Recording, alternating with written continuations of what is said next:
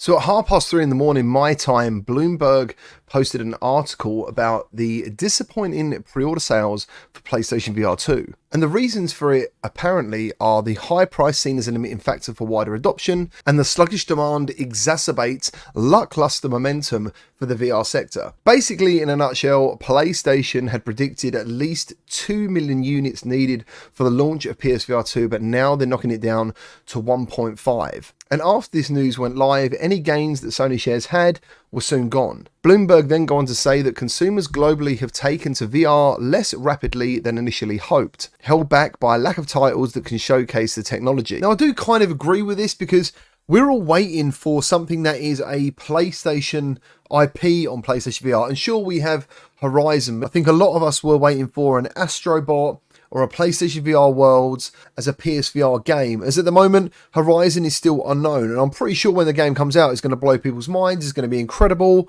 but these are pre-orders. I actually thought Resident Evil 8 would be the top of many people's pre-orders, but it seems like Horizon is the flagship game. That is the game leading the charge.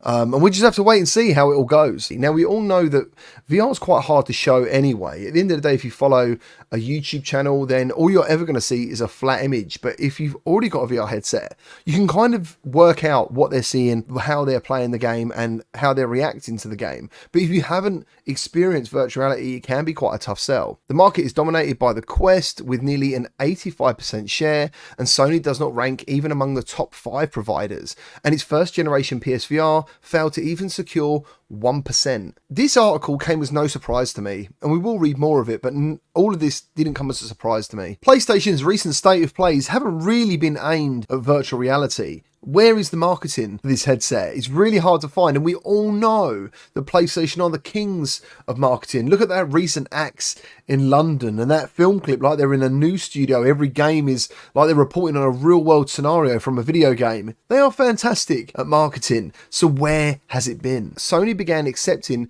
PlayStation VR2 pre-orders on an invitation basis in November, but it soon relaxed the conditions so that anyone wishing to buy the gadget could order one. So a number of times I went live and people were saying they couldn't get a headset, they never got an invite. Now anyone can get a headset. I'm actually really pleased that Sony did what they did, because then it would stop scalpers. And this is where a paradigm shift is needed when reading this article. You can read it as someone who is so passionate at PlayStation VR. This is just negativity because it's going to possibly hurt the platform you love.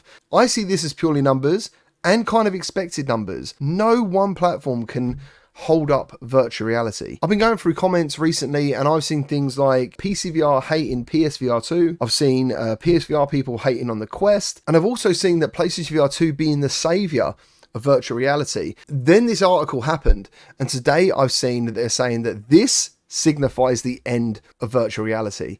VR has failed.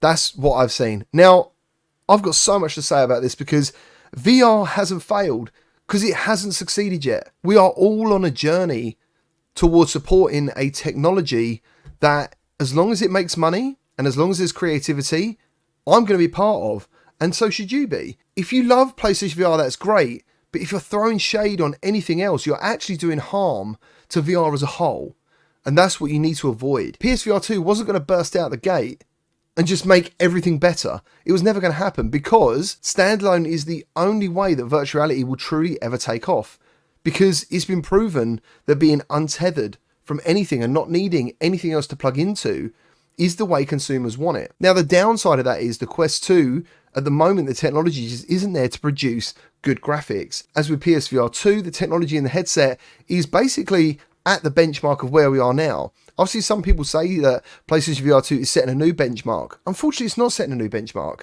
because eye tracking is available in the Quest Pro and other headsets. Headset haptics, I've had that for like a year and a half thanks to V-Haptics. Dynamic foveated rendering is also in the Quest Pro. Quest Pro even has face tracking. Now, you could also say that, well, who cares? It's Quest Pro. It's $1,500. But how much would a PSVR 2 be if you didn't need a PS5 to power it? Now, the PS5s are still hard to get. So people are still trying to get the console, let alone then thinking about an accessory that costs more than the console. That is why virtual reality needs everyone on board. There is no one headset that can save virtual reality. It's just not possible. It's not going to happen. So the other reason that PSVR2 might not have ignited so many fires is the launch library. That's not to say the launch library isn't brilliant. Recently, I've done a tier list about the games I really want, and there's at least 10 day one that I want personally, because some games I want to re-experience. But you can't help but see PCVR user already, and you've got a Valve Index. A lot of these games are PCVR ports. In fact, the Perp Game Showcase was pretty much all PCVR ports. I've played 90% of those games already. For VR to have any future, and these developers that you love to get their games on different platforms, you have to support them. They're not going to try, they want to make sales on all different platforms, not just one platform. This guy here, the PSVR 2, will be no more than an expensive accessory for the PS5. I'm going to use the headset more than I will the PS5. No doubt. If you added up my gaming hours coming up, it's going to be PSVR 2, probably 80-90%. And it goes on to say the current head-mounted displays are bulky and it's hard to keep yourself motivated to use one every single day. I use 3 different types of headsets nearly every single day at the moment. This is purely a perspective thing. People are not broadly interested in virtual reality. But at the bottom it says the VR era will come, we're just not yet there yet. That's kind of what they should have let out with. What they've let out with is basically something to trigger people. That headline isn't actually aimed at you as a user. It's disappointing shareholders. It's not disappointing me, because I'm getting my PlayStation VR2, and that means if less people are pre-ordering them, you're going to get your PSVR 2 on launch day. You'll be able to go into a shop and buy it. That is awesome, and that's when the work starts. Pre-orders, I mean, it's great to have pre-orders, but what's going to come next is important. As I said 2 days ago or 3 days ago, 2023 is the year that PSVR 2 finds its legs. 2024 will be the big one. Also keep in mind that technology freezes, okay? What you're getting there right now on that PSVR 2, that technology right now is good today. That headset it won't be important in 3 years.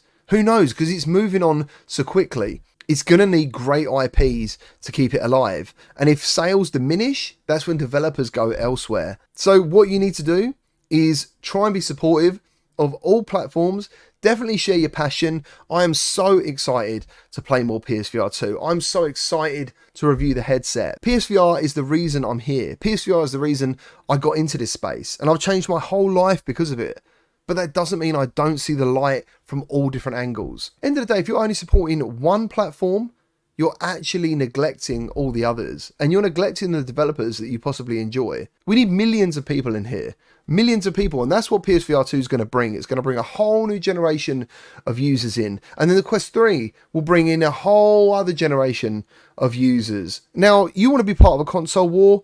Good for you. But just remember, when you're showing love to one headset and throwing shade on another, you're actually doing harm.